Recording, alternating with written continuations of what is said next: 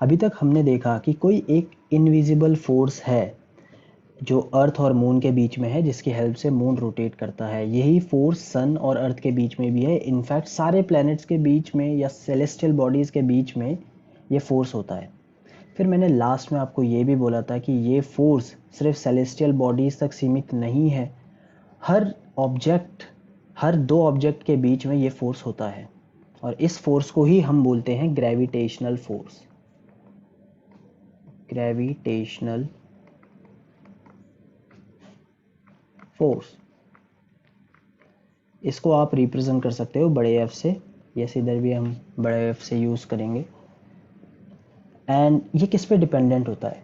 ये डिपेंड करता है उन जिन भी दो ऑब्जेक्ट की हम बात कर रहे हैं, उन दो ऑब्जेक्ट पे डिपेंड करता है।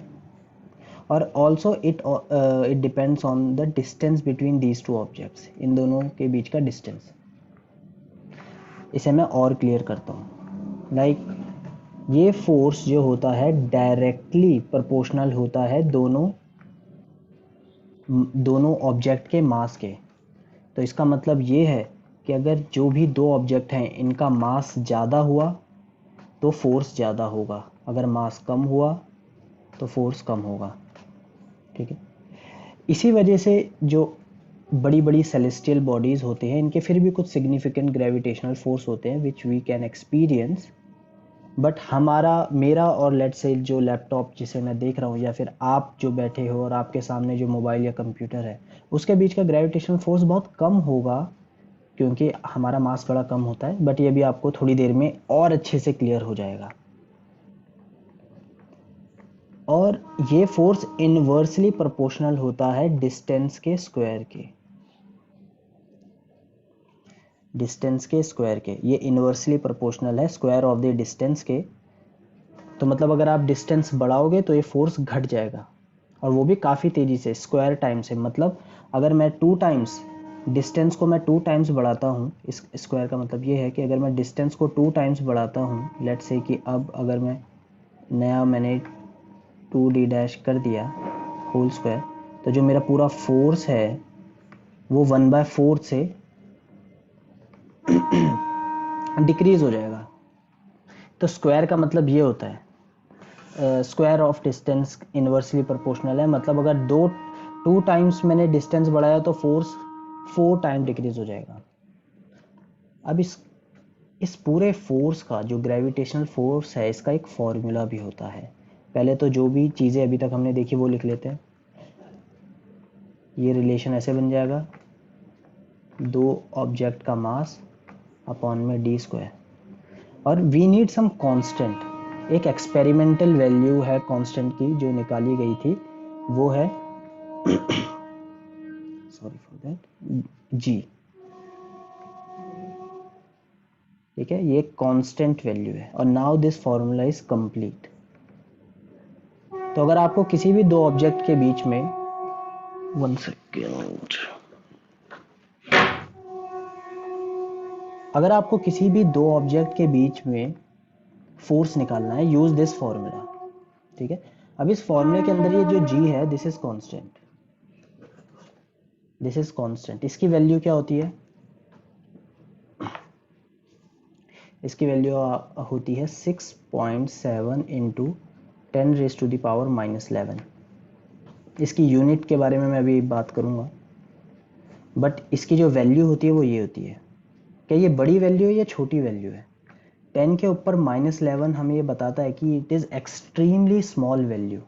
तो अगर यहाँ पे कोई छोटा मोटा मास होगा, 1000 1 लाख तक भी होगा, 1 लाख केजी तक भी होगा, तो इस फोर्स की वैल्यू पे वो सिग्निफिकेंट इफेक्ट नहीं डाल पाएगा।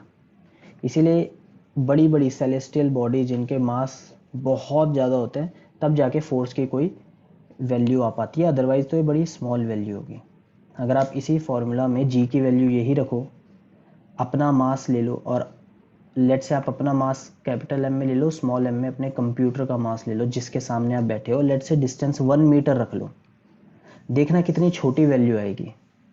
बट यही मैं जब आपको भी थोड़ी देर बाद एग्जाम्पल करवाऊंगा जिसमें मैं अर्थ और मून के बीच का फोर्स निकालूंगा, तो ये वैल्यू थोड़ी क्या, उससे तो काफ़ी बड़ी आएगी।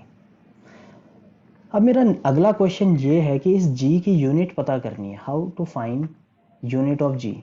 तो एक काम करते हैं, ये जी को अगर आपको यूनिट निकालने के लिए आए तो मैं आपको ये नहीं बोलूँगा कि आप इसे रट लो।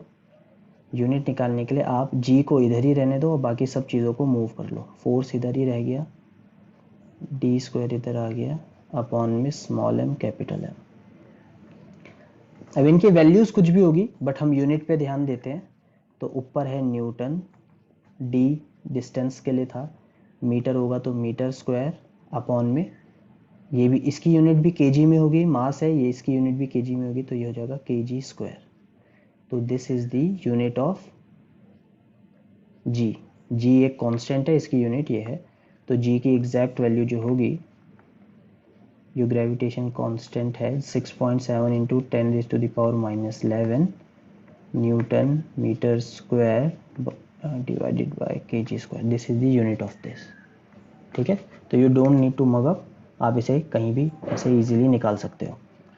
तो किसी भी दो ऑब्जेक्ट के बीच में अगर आपको फोर्स निकालना है then use this formula, yes this formula. तो एक एग्जांपल करते हैं तो इससे हमें और क्लियर हो जाएगा। जैसे कि मैंने आपको बताया था, अर्थ का मास अगर मैं आपको दूं, it is 6 into 10⁻24 kg।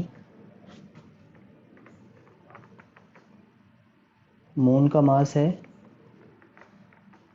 7.4 into 10⁻22 kg और इनके बीच का जो डिस्टेंस है इट इज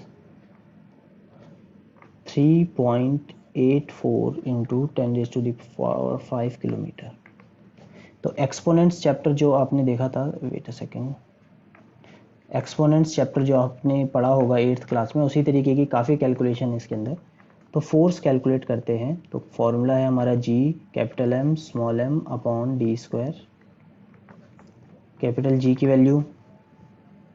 की वैल्यू याद है आपको, इट इज़ 6.7 इंटू 10⁻⁻11 इंटू दोनों का मास हम यहाँ पे लिखते हैं 7.4 इंटू 10⁻22। मून का मास हो गया, अर्थ का मास ये हो गया विच इज़ वेरी ह्यूज।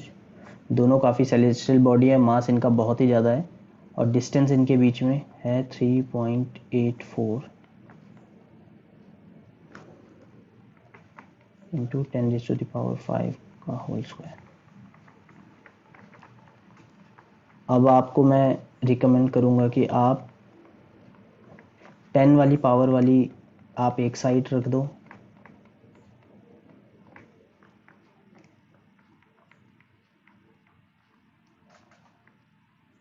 ठीक है, एंड बाकी सबको एक साइड रख दो। अच्छा, ये तो 3.84 इंटू 3.84 हो जाएगा बिकॉज इट्स स्क्वायर, एंड यहाँ भी 10⁻5 इंटू 10⁻5 हो जाएगा। आप चाहते तो 10 भी लिख सकते थे। तो अब आप इस वाले पार्ट को सॉल्व करो,